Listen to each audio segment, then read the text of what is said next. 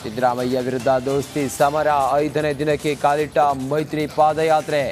ಹುಮ್ನಹಳ್ಳಿ gate ತಲುಪಿದ ಮೈಸೂರು ಚಲೋ. ಉತ್ತರ ಕನ್ನಡದಲ್ಲಿ ಮತ್ತೊಂದು ದುರ್ಘಟನೆ. ಮಧ್ಯರಾತ್ರಿ ಏಕಾಏಕಿ ಕುಸಿದ ಕಾಳಿ ಸೇತುವೆ. ಬ್ರಿಡ್ಜ್ ಕೆಳಗೆ ಬಿದ್ದ ಟ್ರಕ್ ಚಾಲಕ ಎಸ್ಕೇಪ್. ತಡರಾತ್ರಿವರೆಗೂ ಬೆಂಗಳೂರು ನೈಟ್ ಲೈಫ್. ಮಧ್ಯರಾತ್ರಿ 1 ಗಂಟೆವರೆಗೆ ಭರ್ಜರಿ ವ್ಯಾಪಾರ ವಹಿವಾಟು. ನಡು ರಾತ್ರಿಯೂ ಬಾರ್ ಅಂಡ್ ರೆಸ್ಟೋರೆಂಟ್ ಓಪನ್.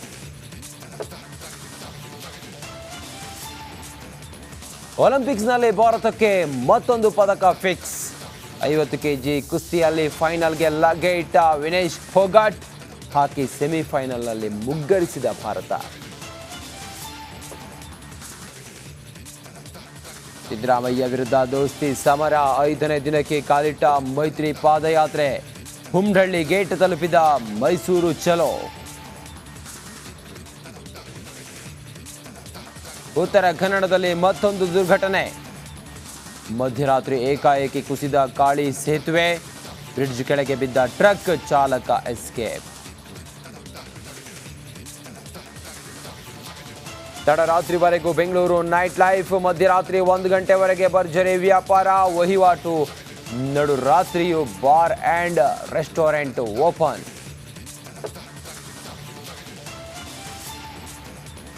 ಒಲಿಂಪಿಕ್ಸ್ನಲ್ಲಿ ಭಾರತಕ್ಕೆ ಮತ್ತೊಂದು ಪದಕ ಫಿಕ್ಸ್.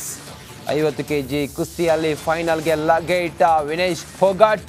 ಹಾಕಿ ಸೆಮಿಫೈನಲ್ನಲ್ಲಿ ಮುಗ್ಗರಿಸಿದ ಭಾರತ.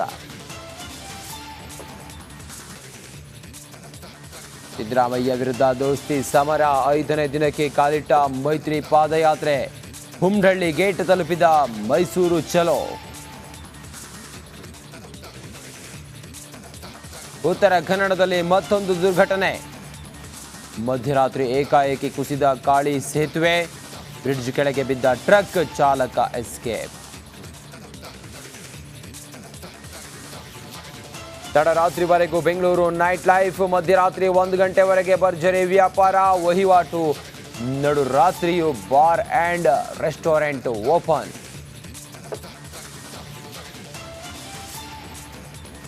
ಒಲಿಂಪಿಕ್ಸ್ನಲ್ಲಿ ಭಾರತಕ್ಕೆ ಮತ್ತೊಂದು ಪದಕ ಫಿಕ್ಸ್.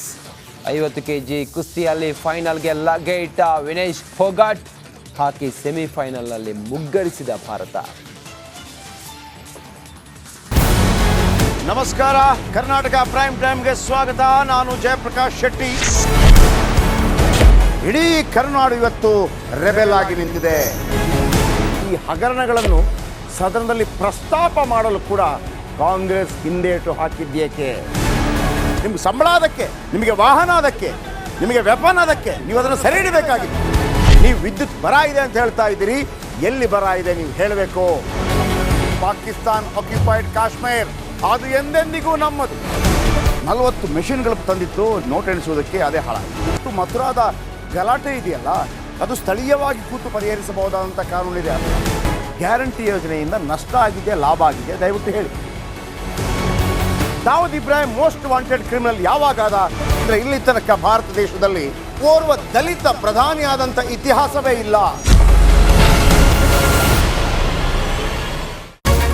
ರಿಪಬ್ಲಿಕ್ ವರ್ಲ್ಡ್ ಆಪ್ ಇದು ಕೇವಲ ಅಪ್ಲಿಕೇಶನ್ ಅಲ್ಲ, ಸಮಗ್ರ ಸುದ್ದಿಗಳ ಸಂಪರ್ಕ ಮಾರ್ಗಕ್ಕೆ ಕ್ರಾಂತಿಕಾರಿ ಬದಲಾವಣೆ.